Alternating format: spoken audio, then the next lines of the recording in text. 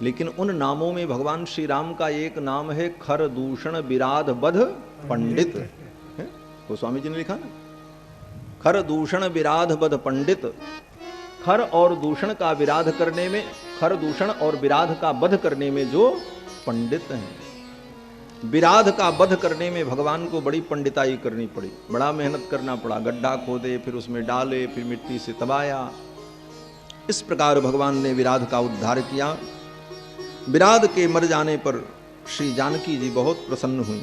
हत्वा तु तं भीम बलम विराधम राक्षसं वने ततः सीतां परिस्वज्य समाश्वास्य च वीर्यवान।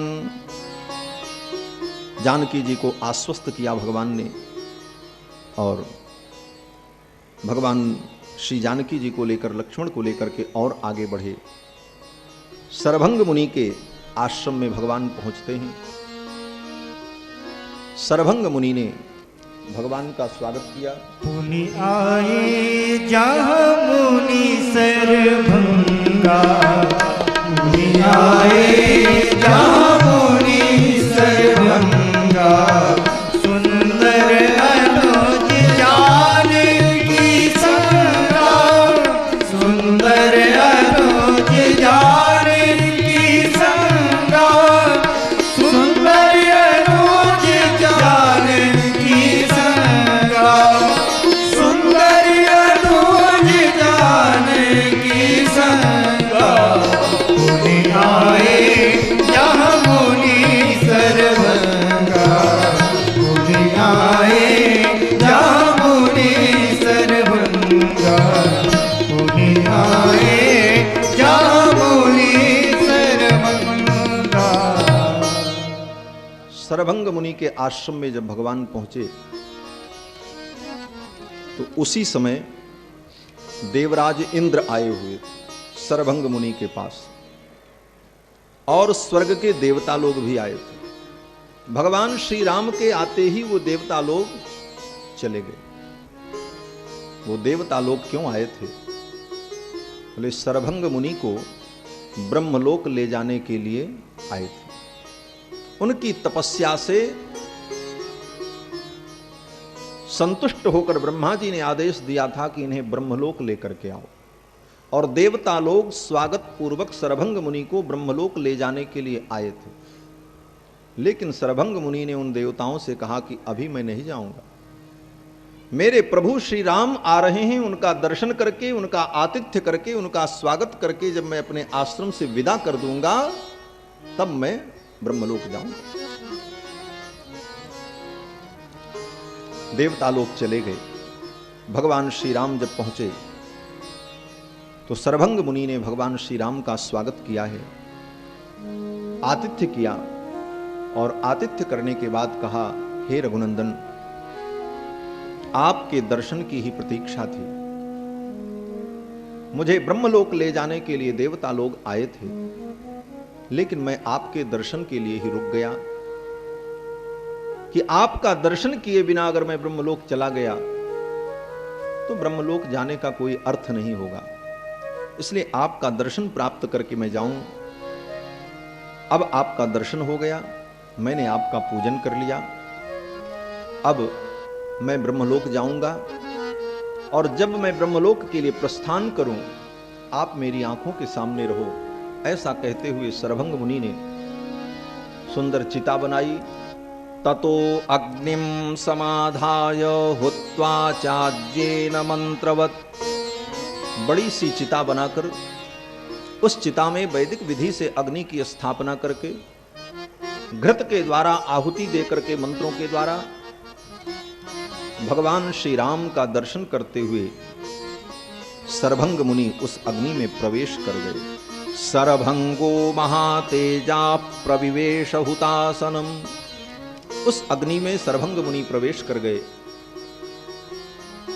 और सरभंग मुनि का शरीर अग्नि में जाते ही दिव्य तेजस संपन्न हो गया, और दिव्य रूप धारण करके भगवान के देखते देखते सरभंग मुनि ब्रह्मलोक चले गए। महर्षि वाल्मीकि लिखते हैं कि सरभंग मुनि जब ब्रह्मलोक में पहुंचे तो ब्रह्मा जी स्वयं पुष्पांजलि लेकर के सरभंग मुनि के स्वागत के लिए खड़े थे। सपुण्य कर्मा भुवने द्विजर्षभः पितामहं सानुचरं ददर्शः पितामहश्चापि समीक्षतं द्विजं नन्नन्द सुस्वागतमित्युवाच। प्रजापति ब्रह्मा ने पुष्पांजलि लेकर के सरभंग मुनि का स्वागत किया। नन्नन्द सुस्वागतमित्युवाच, आनंद पूर्वक ब्रह्मा जी ने कहा, हे सरभंग मुनि, इस ब्रह्मलोक में आपका स्वागत है, सुस्वागत है। ब्रह्मा जी ने सरभंग मुनि का स्वागत क्यों किया? बोले इसलिए स्वागत किया कि सरभंग मुनि अपने पुण्य के बल पर ब्रह्मलोक को प्राप्त नहीं कर रहे हैं। पुण्य के प्रभाव से सरभंग मुनि को ब्रह्मलोक की प्राप्ति नहीं हुई है, अपितु भगवान की कृपा से ब्रह्मलोक की प्राप्ति हो रही है। इसलिए ब्रह्मा जी महाराज ने भी इनका स्वागत किया। बोले तो पुण्य क्या हो गया? बोले पुण्य को सरभंग मुनि ने भगवान के चरणों में समर्पण कर दिया। पुण्य समर्पणम कृत्वा श्री राम कृपया आगतोसी। ब्रह्मा जी ने कहा कि आपने अपने पुण्यों का समर्पण भगवान श्री राम के चरणों में कर दिया और फिर उनकी कृपा से आप ब्रह्मलोक आए हैं, इसलिए आपका स्वागत है। सुस्वागतमित्युवाच। सुनने में तो ये साधारण बात लगती है, लेकिन बड़ी महत्वपूर्ण बात है। जीवन में पुण्य करो, तप करो, धर्म करो, लेकिन उस पुण्य को भी भगवान के चरणों में समर्पित करते रहो। अगर पुण्य समर्पित नहीं करोगे तो वो पुण्य ही तुम्हारे बंधन का कारण बन जाएगा। पुण्य और पाप दोनों बंधन के कारण हैं। वेदांत कहता है कि पुण्य पापे विधूय निरंजन परमं साम्यमुपैति। पुण्य पाप दोनों के धुल जाने पर ही जीव को भगवान के चरणारविंद की प्राप्ति होती है। पुण्य भी बंधन का कारण है और पाप भी बंधन का कारण है। अंतर इतना है कि पाप लोहे की जंजीर है और पुण्य सोने की जंजीर है। श्रीमद् भगवत गीता में भी भगवान श्री कृष्ण अर्जुन को उपदेश करते हुए कहते हैं कि शुभाशुभ फलैरेवं मोक्षसे कर्म बंधनैः। अर्जुन, शुभ और अशुभ ये दोनों कर्म जीव के बंधन के कारण। शुभ कर्म के कारण भी जीव को बंधना पड़ता है और अशुभ कर्मों के कारण भी जीव को बंधना पड़ता है। अगर उन कर्मों के फल का समर्पण नहीं किया भगवान को तो वे पुण्य कर्म ही तुमको बंधन में डाल दे।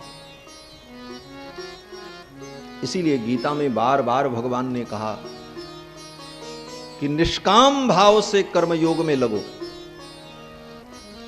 धर्मानुष्ठान में, कर्मानुष्ठान में निष्काम भाव से लगना चाहिए। अगर फल की कामना हुई तो वो कामना तुम्हें बंधन में डाल दे। अर्जुन ने कहा, महाराज कर्म का बंधन न हो, इसका उपाय क्या है? पाप तो मैं नहीं करूंगा, लेकिन पुण्य तो होगा ही होगा, क्योंकि बिना किए व्यक्ति रह नहीं सकता। बिना कर्म किए व्यक्ति एक क्षण नहीं रह सकता। तो पाप अगर नहीं करेगा तो पुण्य तो करेगा ही करेगा। तो पुण्य भी बंधन का कारण है, तो फिर जीव करे क्या? तो भगवान कहते हैं एक उपाय है। बोले क्या उपाय है? बोले ये पाप पुण्य करता कौन है? बोले शरीर करता है। और उस शरीर को प्रेरणा देने वाला कौन है? बोले आत्मा। और जब आत्मा अपने को कर्ता मान लेता है कि मैं कर रहा हूं, तो फिर वो भोक्ता भी बनता है। गीता में भगवान ने कहा कि प्रकृते क्रियमाणानि गुणकर्माणि सर्वशः अहंकार विमूढ़ात्मा कर्ताहमिति मन्यते। अहंकार से विमूढ़ होकर के जीव जब अपने को कर्ता मान लेता है तो भगवान कहते हैं जब तुम करता हो तो भोक्ता भी बन जाओ। बोले तो क्या करें?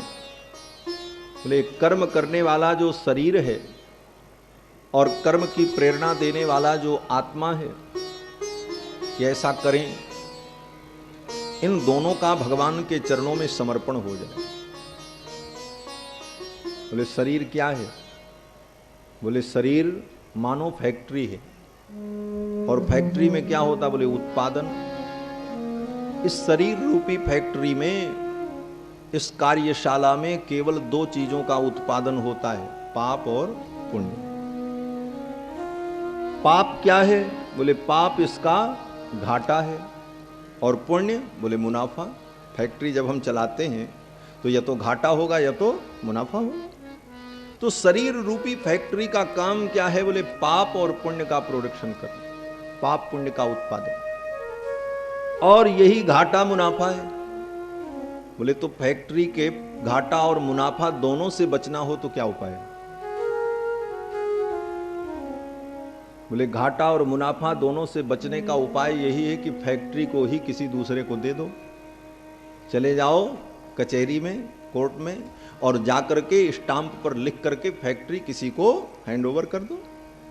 अब तुम जानो, इसका घाटा तुम सहो, मुनाफा तुम सहो, हम मुक्त हो गए।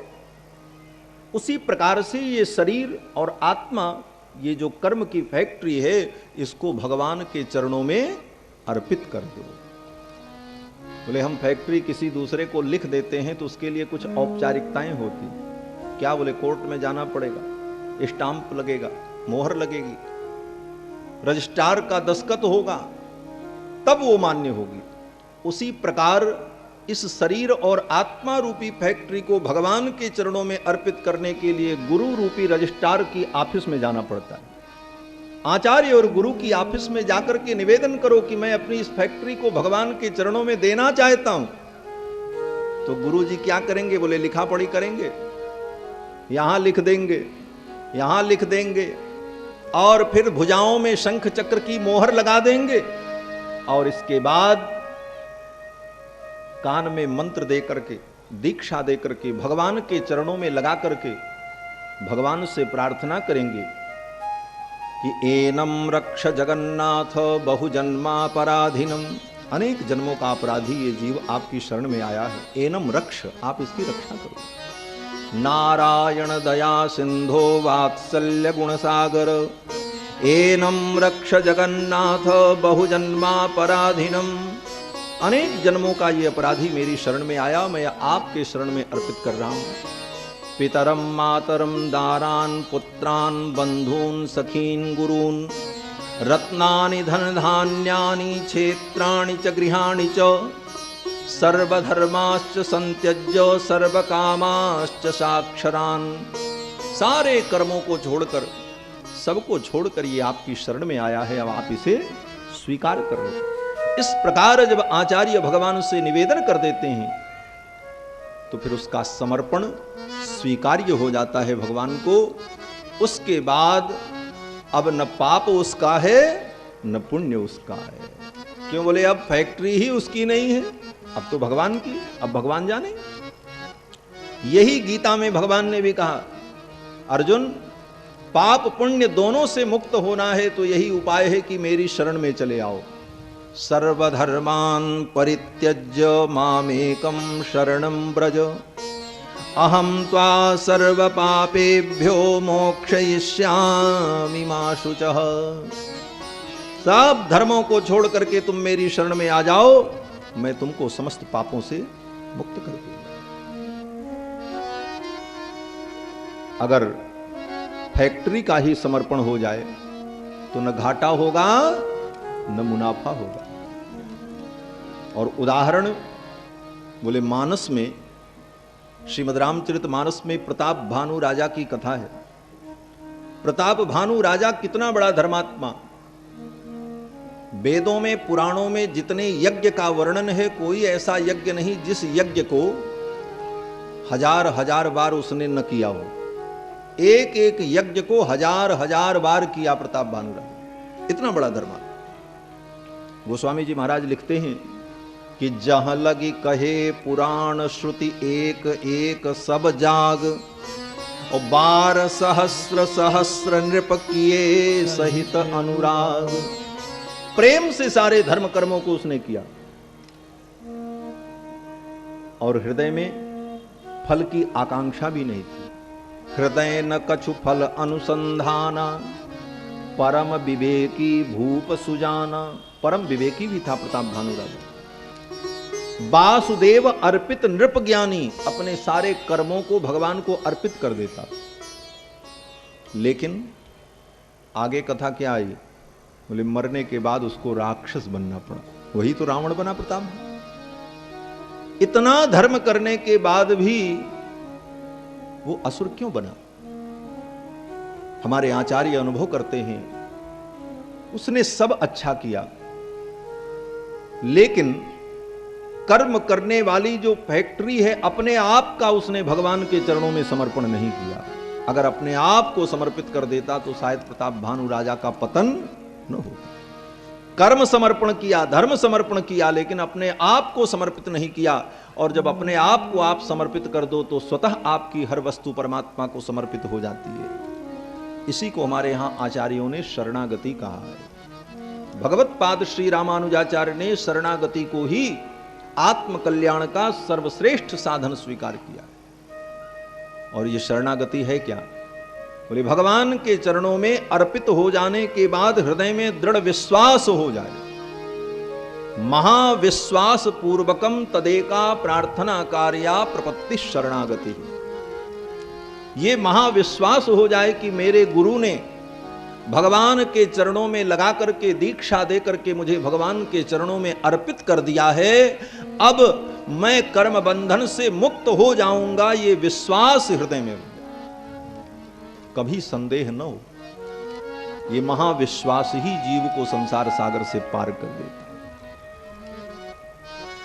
श्री सरभंग मुनि ने अपने पुण्य कर्मों को, अपने अशेष कर्मों को और अपने आप को स्वयं को भगवान के चरणों में अर्पित कर दिया और समस्त कर्म बंधन से मुक्त होकर के सरभंग मुनि भगवान के धाम ब्रह्मलोक पधारे और ब्रह्मा जी ने भी उठ करके इनका स्वागत किया।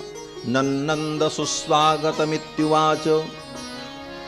शरणागत जीवात्मा, जो जीवात्मा भगवान की शरणागति कर लेता है, जब वो मुक्त होकर के भगवान के धाम को जाने लगता है तो एक दो देवता उसका स्वागत नहीं करते, जितने देवता हैं सब स्वागत करते हैं। पहले तो ये विरोध करते हैं कि ये भजन करेगा, तप करेगा तो मुक्त हो जाएगा, तो हमारी पूजा कौन करेगा? ये देवता सोचते हैं कि जीव संसार में पड़े रहें इसी माया में तो रोते रहेंगे और हमारी पूजा करते रहेंगे। तो देवता भगवान के चरणों की ओर जीव को जाने नहीं देते। इंद्रिय द्वार झरोखन नाना, इंद्रियों के द्वार पर ही देवता बैठे रहते हैं और जैसे ही विषय दिखाई पड़ता है संसार का भोग, ये देवता उस जीव को उधर ही लगा देते हैं, चलो लो आनंद करो, और उसी में जीव जाकर के फंस जाते। ऐसा क्यों करते हैं देवता लोग? बोले ये मुक्त हो जाएगा, वैकुंठ चला जाएगा, तो ये हम लोगों की पूजा कौन करेगा? तो इस स्वार्थ के कारण देवता लोग जीव को भोग में प्रवृत्त करते रहे। लेकिन जब देखते हैं कि भगवान की कृपा से ये जीव मुक्त होकर के जा रहा है, अब ये हमारे वश में नहीं है, ये परम स्वतंत्र हो चुका है, इसे कोई रोक नहीं सकता, तो वही सारे देवता उस जीव का स्वागत करते हैं। शास्त्रों में लिखा है कि जब जीव का शरीर से उत्क्रमण होता है, जीवात्मा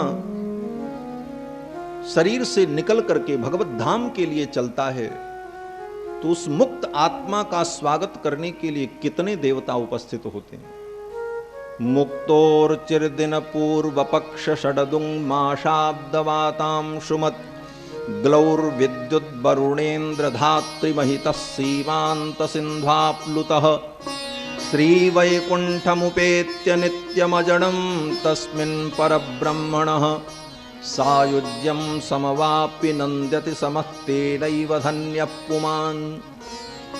आचार्य वात्स्य वरदाचार्य जी महाराज कहते हैं कि मुक्तोर चिर दिन पूर्व पक्ष षडुदंग, वो मुक्त जीवात्मा जब निकलता है शरीर से, तो दिन में अगर उसका शरीर छूटा तो दिन के अभिमानी जो देवता हैं वे देवता पहले उसका स्वागत करते हैं। रात्रि में अगर शरीर छूटा तो रात्रि के अभिमानी देवता जो हैं वो उसका स्वागत करते हैं। जिस पक्ष में उसका शरीर छूटा, मुक्तोर चिर दिन पूर्व पक्ष, अगर शुक्ल पक्ष में शरीर छूटा तो शुक्ल पक्ष के अभिमानी देवता उसका स्वागत करते। कृष्ण पक्ष में शरीर छूटा तो कृष्ण पक्ष के देवता, जिस महीने में उसका शरीर छूटा उस महीने के जो अधिदेवता हैं, देवता तो बहुत है ना हमारे, 33 करोड़ देवता, और 33 करोड़ ही नहीं, 33 तो कोटि है उनकी, 33 प्रकार है। देवता कितने हैं बोले वो भी अनंत हैं, देवताओं की भी संख्या अनंत है। और हमारे यहां तो मीमांसा शास्त्र में अगर देवता के विषय में विवाद हो जाए तो एक नए देवता की कल्पना कर ली जाती है। बड़ी बड़ी विलक्षण बातें हैं शास्त्रों में।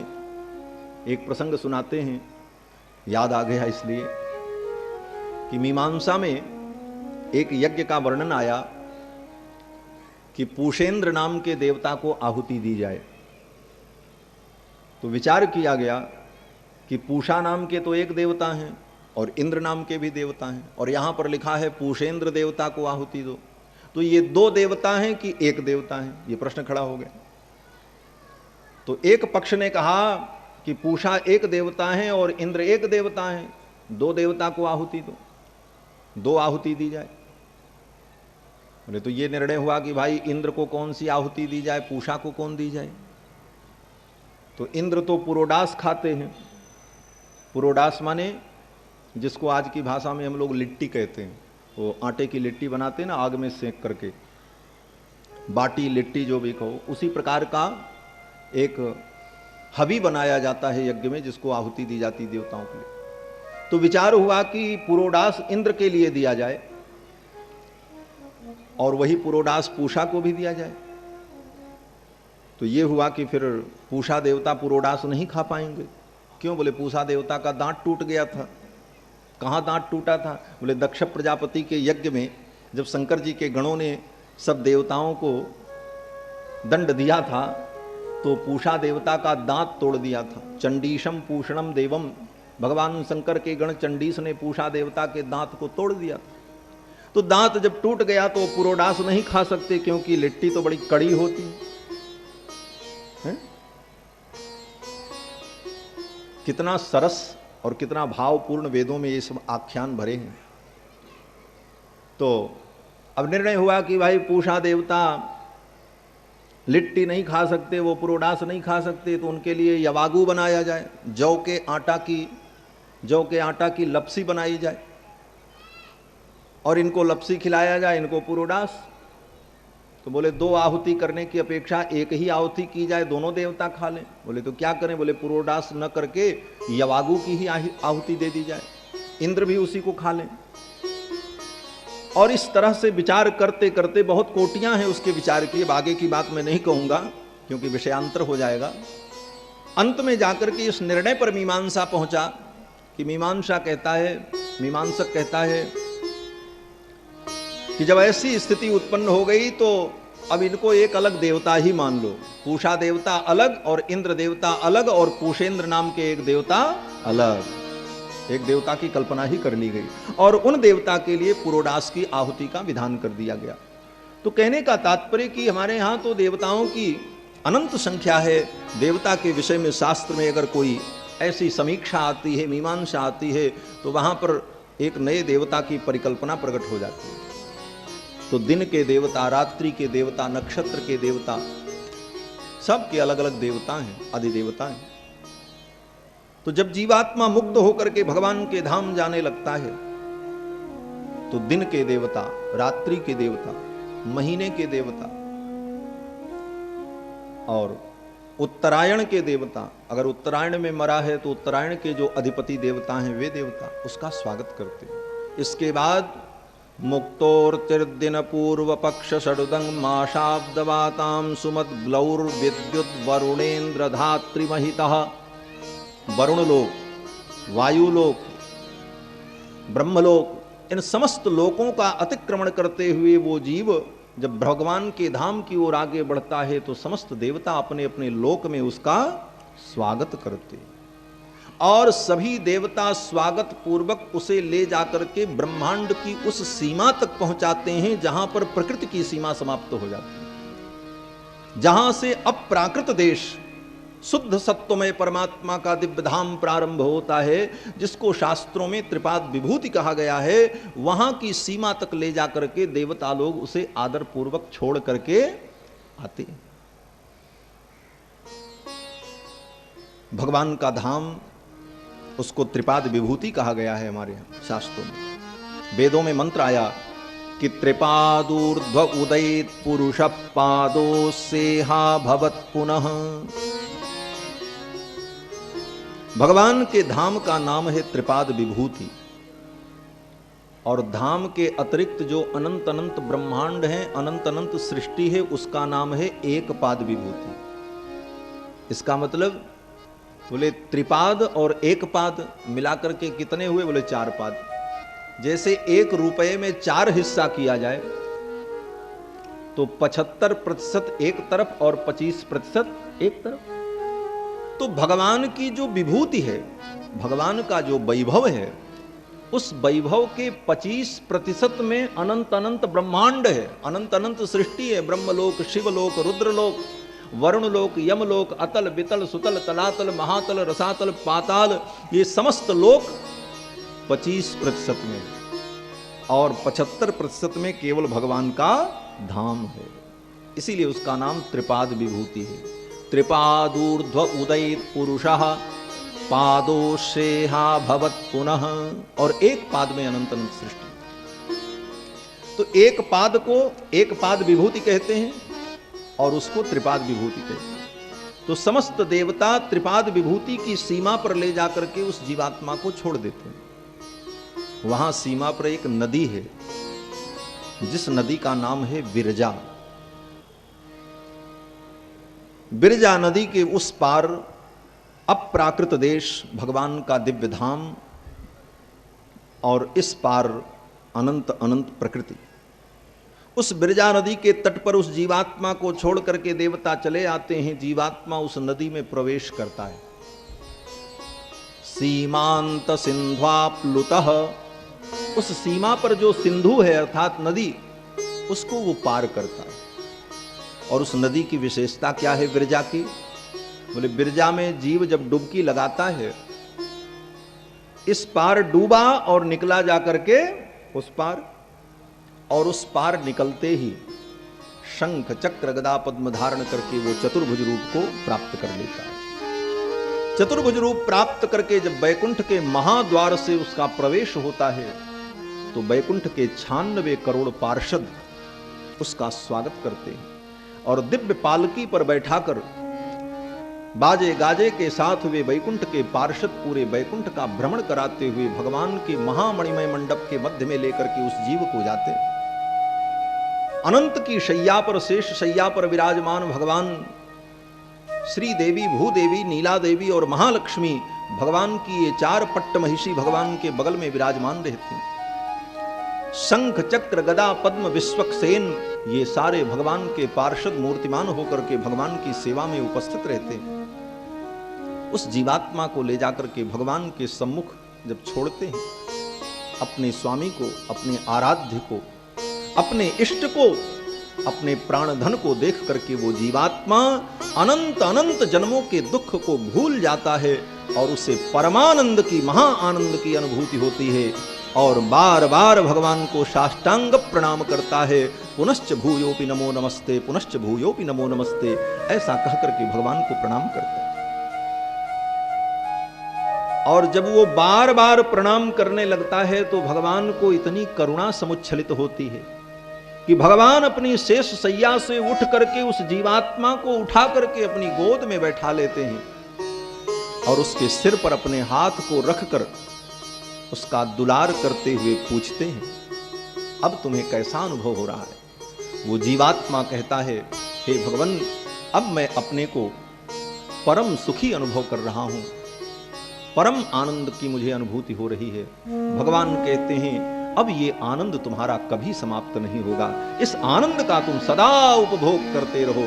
इस प्रकार वो जीवात्मा भगवान के धाम में सदा पश्यन्ति सूर्यः, अनंत काल तक के लिए निवास करता है। ये मुक्ति की गति का वर्णन है शास्त्रों में। हमारे यहां आचार्यों ने कहा है कि सवेरे उठ करके इन सारी घटनाओं का चिंतन करना चाहिए। प्रातः स्मरण इसको कहते हैं कि बिस्तर पर से उठने के बाद ये चिंतन करो कि मैं भगवान का शरणागत हूं, एक दिन ऐसा समय आएगा मैं भी शरीर को छोड़ करके चलूंगा। इस प्रकार देवता स्वागत करेंगे, फिर भगवान के धाम में मेरा प्रवेश होगा। वैकुंठ कैसा होगा उसकी कल्पना करो, और भगवान की गोद में बैठूंगा, भगवान किस प्रकार स्नेह देंगे उसका रोज जब जीव चिंतन करता है सवेरे उठ करके, तो वह उसकी प्रवृत्ति बन जाती है, और जब अंतिम सांस लेता है तो उसी गति को वो जीव प्राप्त कर लेता है। ऐसा वर्णन।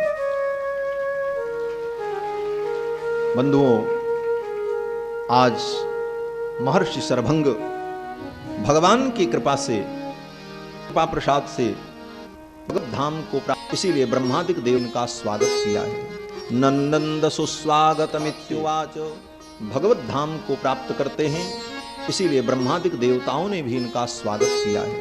नंदन सुस्वागतमित्युवाच, इस सुस्वागत में इतने भाव निहित हैं। इस प्रकार सरभंग मुनि के ऊपर कृपा करके भगवान विदा हुए। भगवान श्री सीता रामचंद्र जी जब आगे चले तो और विलक्षण और घनघोर जंगल प्रारंभ हुआ, और उस जंगल में बड़े बड़े दुर्धर्ष तपस्वी तपस्या कर रहे थे। कैसे कैसे तपस्वी थे? बोले, बैखानसाः बालखिल्याः संप्रक्षाला मरीचिपाः। कुछ महर्षि ऐसे थे जो पेड़ में उल्टा लटक कर अपने पैर को पेड़ की डाली में फंसा देते और सिर नीचे पैर ऊपर और तप कर रहे थे।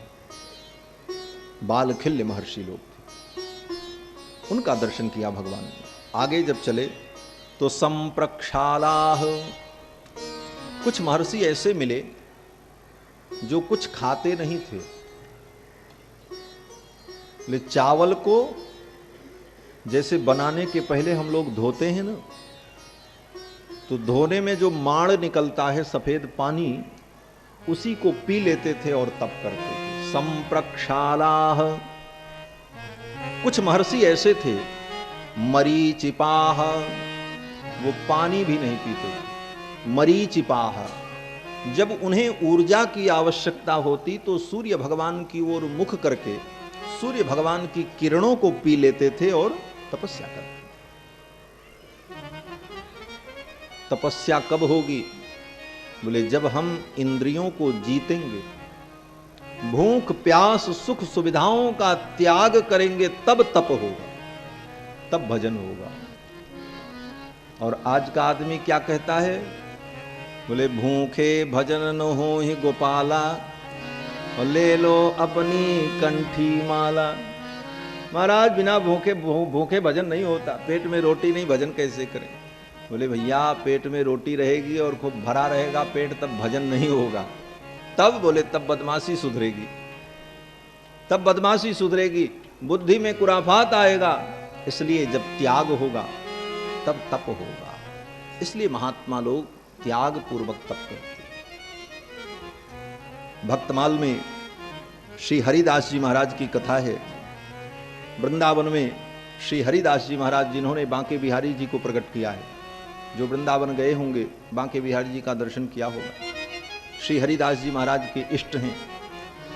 हरिदास जी महाराज अपने बांके बिहारी की सेवा करते और 56 प्रकार का व्यंजन बना करके भगवान को भोग लगाते थे, लेकिन अपने नहीं खाते थे। उत्तम भोग लगाई मोर मरकट तिमि पोषे, भगवान को उत्तम भोग लगाते थे, और भोग लगाने के बाद वो जो प्रसाद हो लोगों को बांट देते थे। बांटने के बाद जो बच जाए बोले बंदरों को खिला देते थे।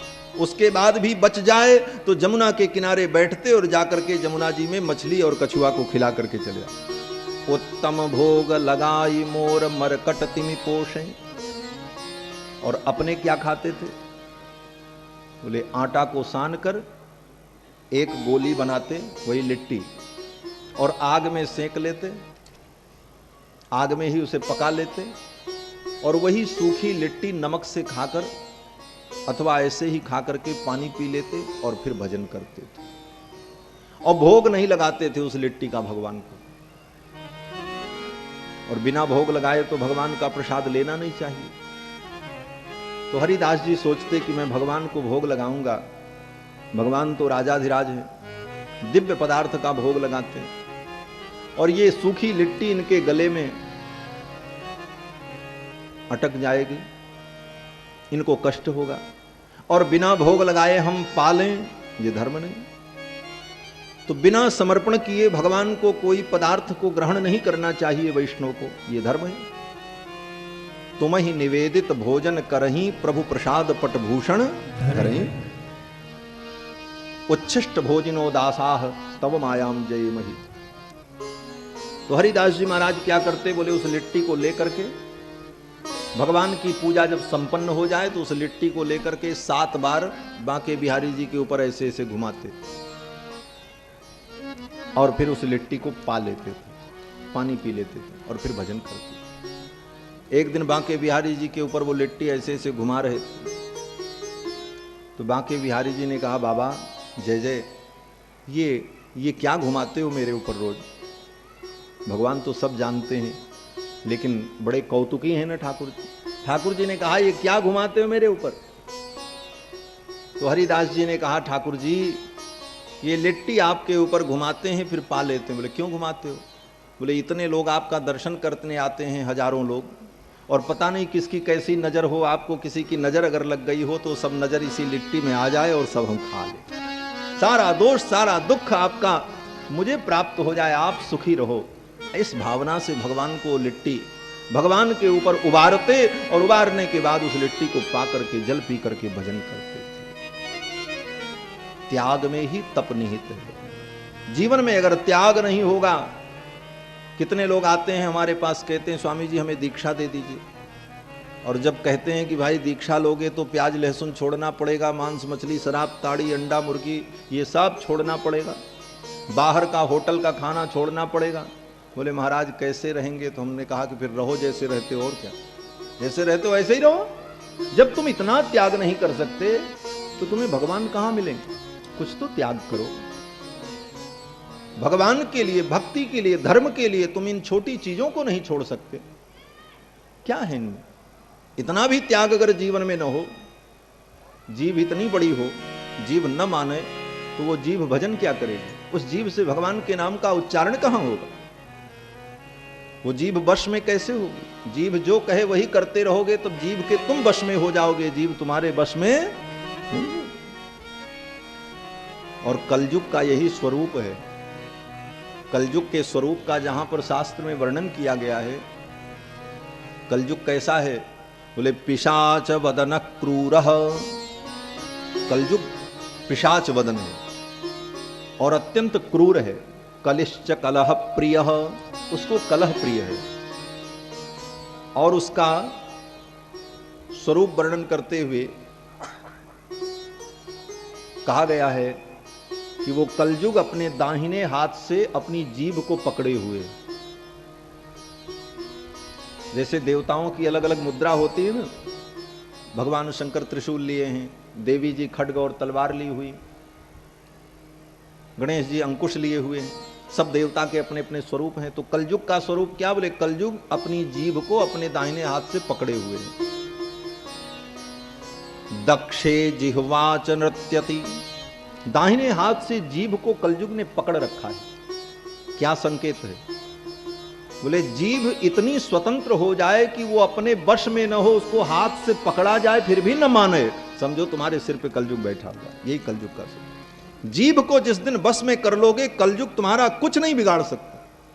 और जिह्वा वश में नहीं हुई तो कितना भी भजन पूजन करो सब दो कौड़ी। कलयुग तुम्हारे भीतर बैठा है। कहते हैं ना कि जैसा खाए अन्न वैसा होए मन। जैसा अन्न खाओगे वैसा मन होगा। इसलिए आहार शुद्धौ सत्व शुद्धि सत्व शुद्धौ ध्रुवा स्मृति ही। जब आहार शुद्ध होगा, सात्विक होगा, तभी मन शुद्ध होगा, सात्विक होगा, तभी भगवान का भजन होगा। इसीलिए महात्मा लोग इतने नियम का पालन करते हैं। क्या खाना क्या नहीं खाना इस पर विचार करते हैं। कभी कभी तो मुझे लगता है कि मनुष्य से कहीं अच्छे पशु हैं कि वो अपने प्राकृतिक आहार को ही ग्रहण करते हैं। नाक से सूंघ करके जान जाते हैं कि ये मेरे लिए नहीं है तो उसको नहीं खाते हैं। लेकिन मनुष्य से तो पशु से भी ज्यादा गया गुजरा होता। कुछ भी मिले उसे खा लेना, सर्वभक्षी हो गया। इसीलिए मनुष्यों का सर्वनाश हो रहा है। ज्ञान विज्ञान बुद्धि और संसाधन प्राप्त करने के बाद मनुष्य पशु से भी ज्यादा दुखी है। आप विचार करना, पशु के जीवन में क्या दुख है। उसको ये नहीं सोचना है कल क्या कमाएंगे, क्या खाएंगे, घर कहां बनाएंगे, जमीन कहां लेंगे, न कोई मुकदमा है, न कोई झगड़ा है, न कोई झंझट है, न किसी से शत्रुता है, न किसी से दुश्मनी है, न किसी से लेना है, न किसी से देना है। कोई टेंशन नहीं है पशु। आप विचार करो, हमसे आपसे ज्यादा सुखी हैं पशु। हम दुखी हैं। क्यों? बोले हमने स्वयं अपने दुख को निमंत्रण दिया है। तो बंधुओं, महात्मा लोग त्याग पूर्वक तप करते। संप्रक्षालाह मरीचिपाह, चावल को धो करके उस पानी को पी करके भजन करते। सूर्य की किरणों को पी करके भजन करते। कुछ महात्मा ऐसे थे, अस्मकुट्टाश्च बहवः। कुछ महात्मा ऐसे थे जो अन्न को लाते कहीं से बीन ऊन करके इधर उधर से, और पत्थर से कूट लेते। एक पत्थर पे रख के दूसरे पत्थर से कूट लें, थोड़ा उसको तोड़ ओड़ लें, और फिर ऐसे मुंह में रख करके चबा करके खा जाते और पानी पी लेते। पत्राहाराश्च तापसाः। कुछ महात्मा ऐसे थे जो केवल पत्ते का आहार करके रहते थे और भजन करते। बोले महाराज केवल पत्ता खाने से काम चल जाएगा? बोले हाँ चल जाता है, हमने देखा है। हमारे गुरुदेव भगवान पूज्य श्री ब्रह्मचारी जी महाराज आज भी विद्यमान हैं। लगभग 93 वर्ष उनकी अवस्था है।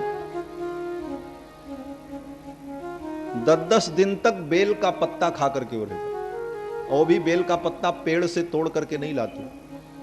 सरयू जी के तट पर स्नान करने जाएं, स्नान करने के बाद जलपात्र में जल लेकर के नागेश्वरनाथ मंदिर में जाकर के शिव जी को जल चढ़ाते, और शिव जी के मंदिर में जो बेलपत्र सब पुजारी लोग एक किनारे फेंक देते, उसी बेलपत्र को लेकर के चले आवें, सरजू जी में धो लें, और धो करके ला करके रख लें, और उसी को चबा चबा करके खा करके सरयू जल पी लें और भजन करें। 10 दिन 15 दिन महीनों तक बेलपत्र खाकर। ऐसे अभी भी विद्यमान है गुरुदेव भगवान। जो व्यक्ति कभी अयोध्या आएंगे तो मैं उनको दर्शन कराऊंगा। और संभवतः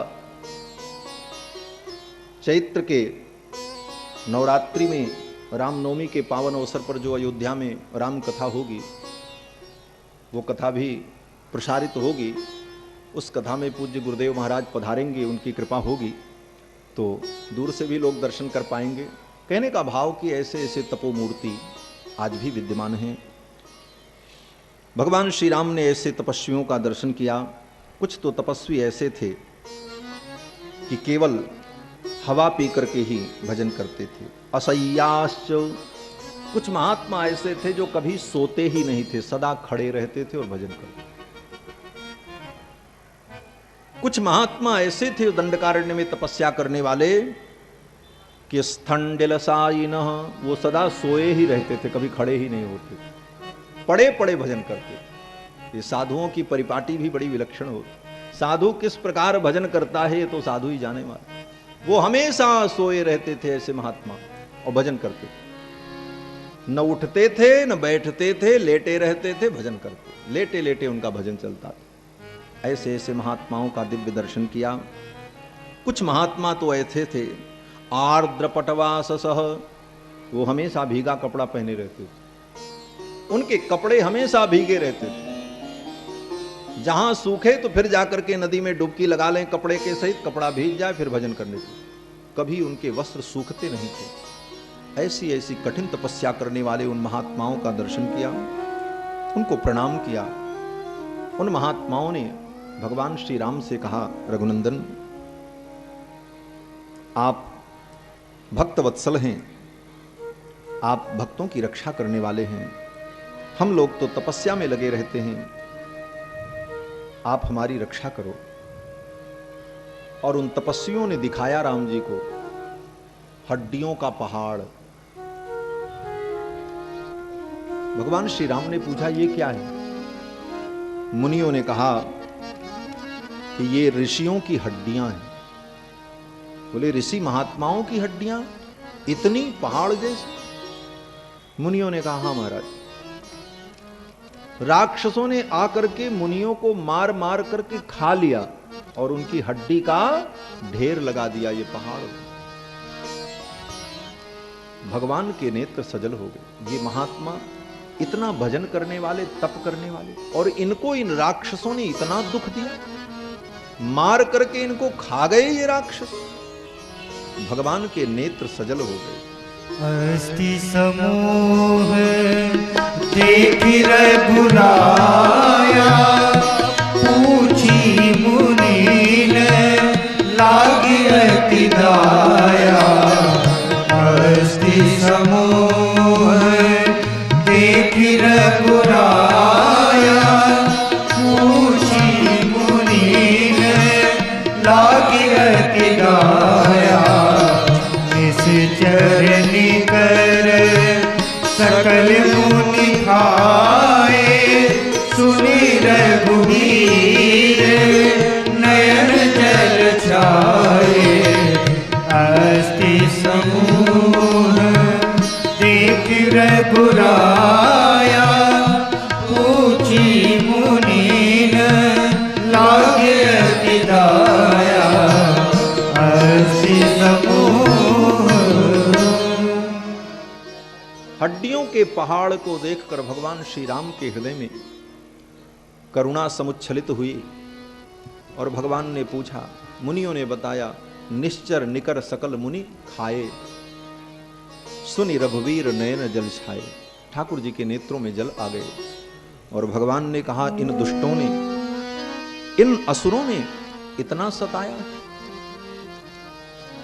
अब मेरे वनवास की अवधि का सबसे बड़ा फल यही होगा, सबसे बड़ी उपलब्धि यही होगी कि इस पृथ्वी को मैं निशाचरों से हीन कर दूंगा।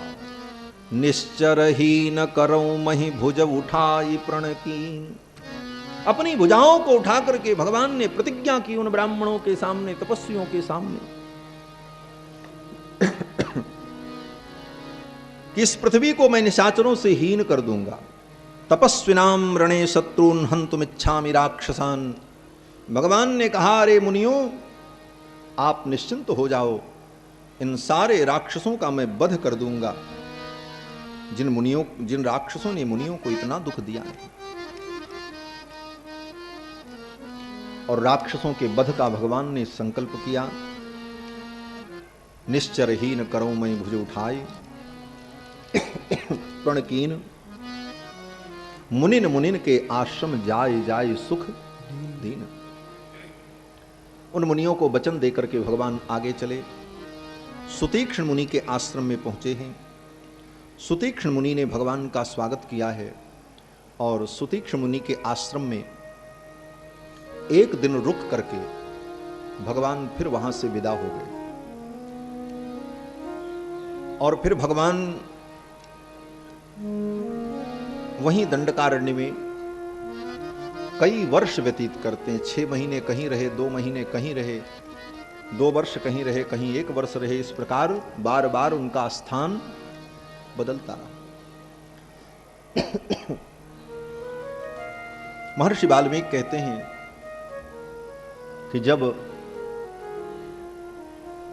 भगवान ने यह प्रतिज्ञा की कि इन असुरों का मैं विनाश करूंगा, तो श्री जानकी जी को अच्छा नहीं लगा।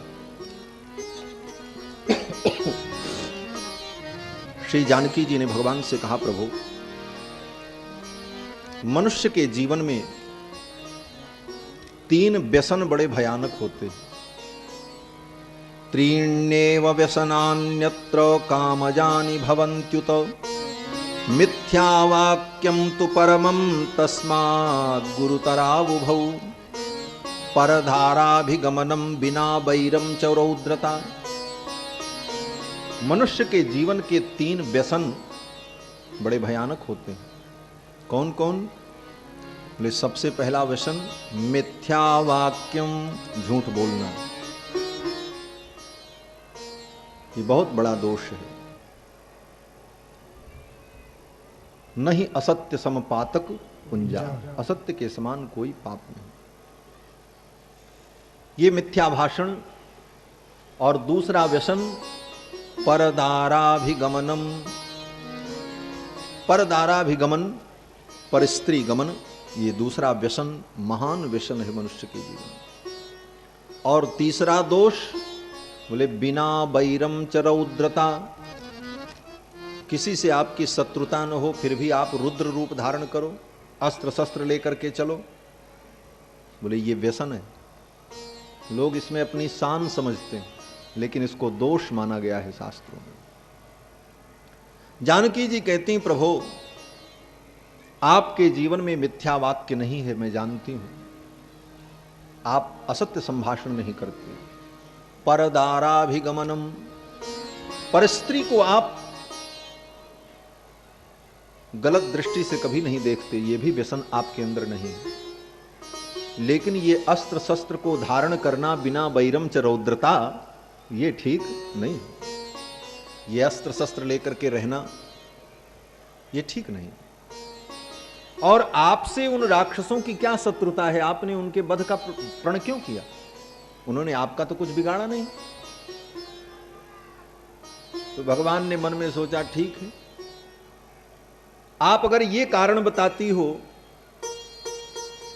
कि राक्षसों ने हमारा कुछ नहीं बिगाड़ा है इसलिए हम राक्षसों को क्यों मारें, तो अब आपको ही कारण बनना पड़ेगा।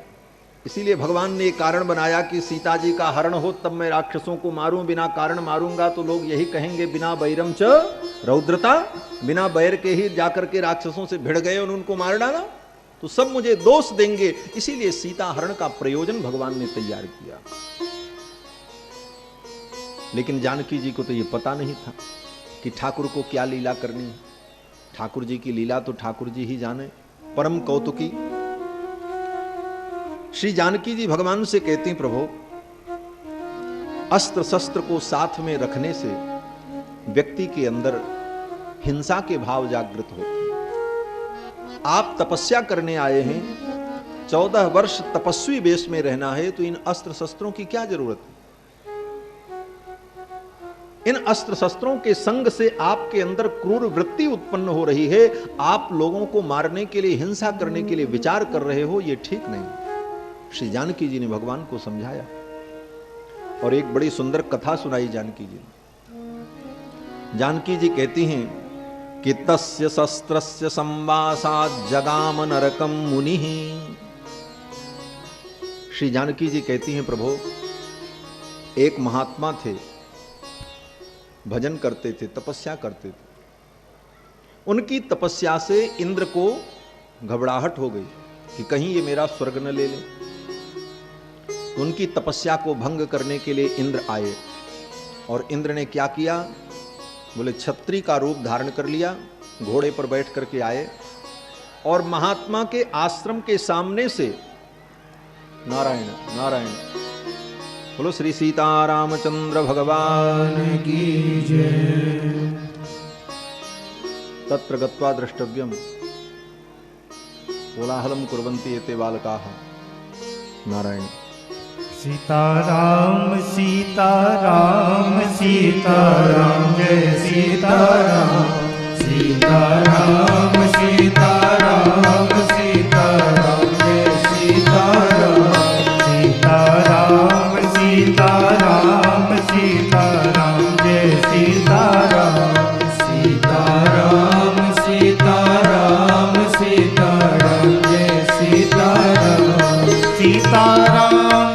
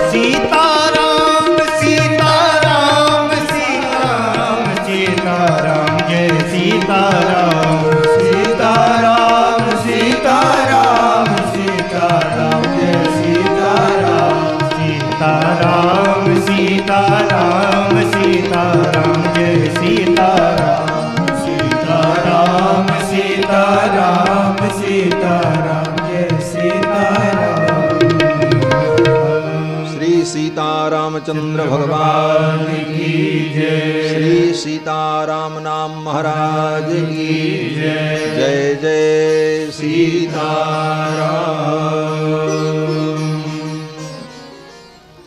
श्री जानकी जी ने कहा, प्रभु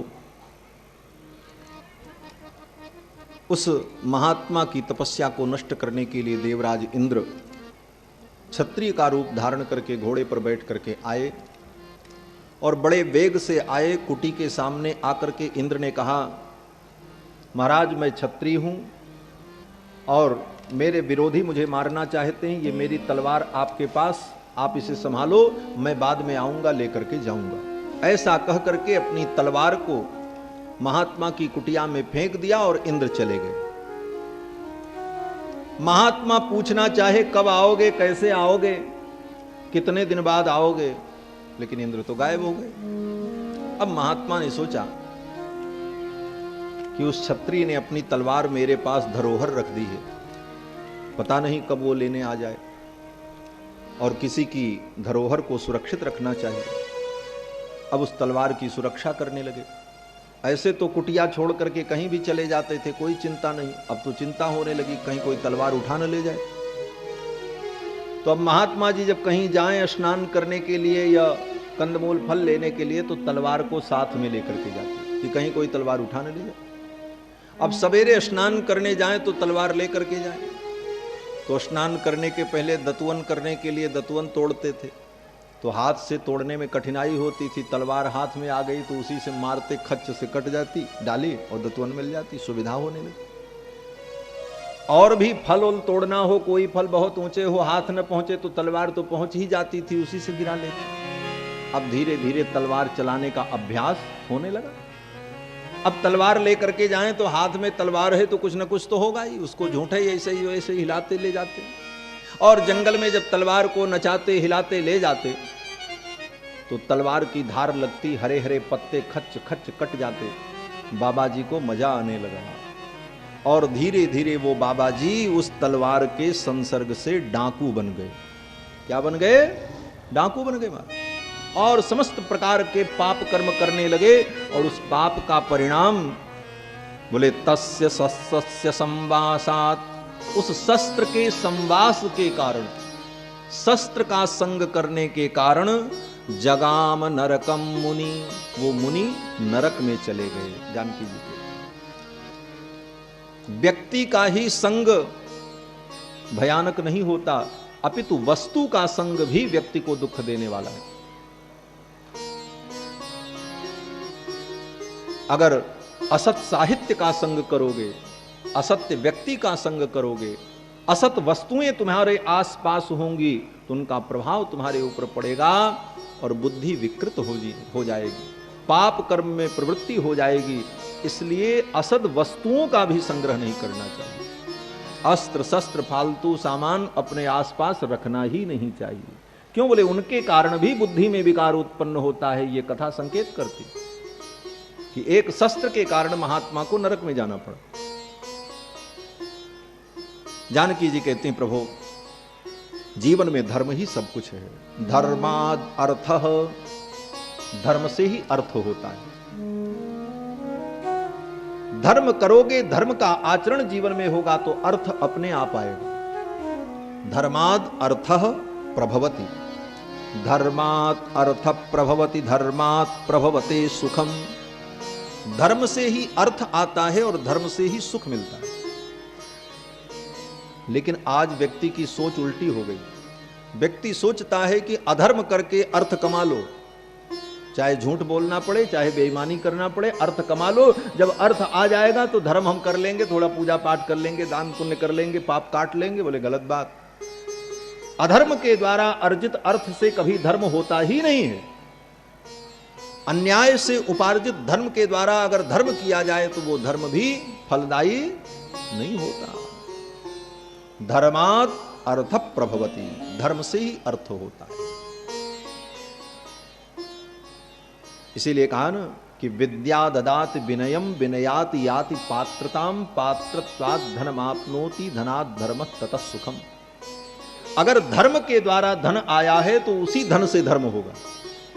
और अधर्म के द्वारा अगर धन आया है तो उस धन से अधर्म होगा। जानकी जी कहती हैं कि धर्माद अर्थ प्रभवति, धर्म से ही अर्थ होता है। धर्मात् प्रभवते सुखम, धर्म से ही जीवन में सुख होता है। धर्मेण लभते सर्वम, धर्म के द्वारा जीव को सब कुछ प्राप्त हो सकता है। धर्मेण लभते सर्वम धर्मसारमिदम जगत, इदम जगत, इस संसार में सार क्या है? बोले धर्मम, धर्म ही इस जगत में सार है और दूसरा कुछ सार नहीं। इस संसार में अगर सार तत्व ढूंढना चाहते हो तो सार क्या है? बोले धर्म। धर्म को प्राप्त कर लिया जीवन में तो तुम्हें संसार का वास्तविक सार मिल गया, जीवन का सार मिल गया। इतना कहने के बाद श्री जानकी जी ने कहा, प्रभु विचार्य बुद्ध्या तु सहानुजेन यद्रोचते तत्कुरुमाचिरेण। कितनी मर्यादा है। इतना कहने के बाद श्री जानकी जी कहती हैं, प्रभु मैं आपको शिक्षा नहीं दे रही हूं, आप तो सर्वज्ञ हैं। स्मारये न तो शिक्षये, आपको मैं केवल स्मरण दिला रही हूं, आपको शिक्षा नहीं दे रही। अब आप और आपके भाई लक्ष्मण, आप दोनों विचार कर लो। विचार्य बुद्ध्या तु सहानुजेन, अपने अनुज के सहित विचार करके जो आपको उचित लगे वो आप करो। तो अब भगवान ने क्या उत्तर दिया? भगवान ने बड़ी अद्भुत बात कही।